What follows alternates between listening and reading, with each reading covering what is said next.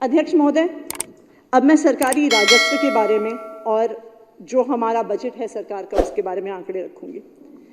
मैं जब ये आंकड़े देख रही थी, इकोनॉमिक सर्वे जब कंप्लीट हुआ, तो मैं याद कर रही थी कि जब हम 2013 में पहली बार चुनाव लड़े थे तो हमारा एक चुनावी नारा था, बिजली हाफ पानी माफ।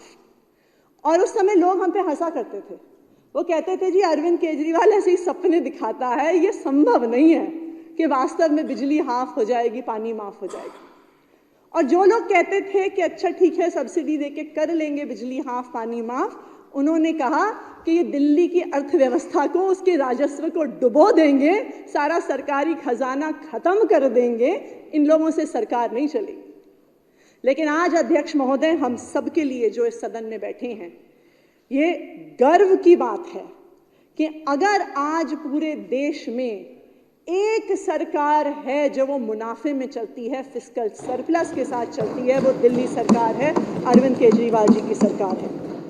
2021-22 में दिल्ली का रेवेन्यू सरप्लस 3,270 करोड़ था और 2022-23 में ये बढ़ के 14,450 करोड़ हो गया कि इतना खर्च करने के बाद भी जितना हमारा खर्चा है उससे ज़्यादा राजस्व दिल्ली सरकार के पास है, उससे ज़्यादा रेवेन्यू दिल्ली सरकार के पास है। दिल्ली सरकार ने 2022-23 में अपने राजस्व में 18% की वृद्धि को देखा है। और ना सिर्फ इतना, जैसा मैंने आपको कहा कि दिल्ली सरकार इस देश की एकमात्र मुनाफे में चलने वाली फिस्कल सरप्लस वाली सरकार है। और इसका कंपैरिजन मैं केंद्र सरकार से रखना चाहूंगी अध्यक्ष महोदय। आज की जो हमारी जो केंद्र सरकार है वो वास्तव में उधारी की सरकार है। 2014 से लेके 2024 तक के अगर आप आंकड़े देखिए, 2014 में हमारे देश का डेट 55 लाख करोड़ था, यानी आज़ादी से लेके 2014 तक 55 लाख करोड़। लेकिन मात्र 10 साल में वो 155 लाख करोड़ हो गया है, यानी देश की उधारी 3 गुना बढ़ गई है।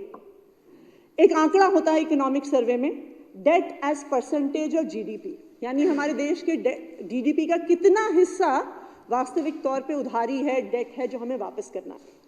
2014 में ये आंकड़ा था 67%, लेकिन पिछले 10 साल में ये बढ़ के 92% हो गया है। तो आज देश का 92% जीडीपी का हमारा डेट का हिस्सा है।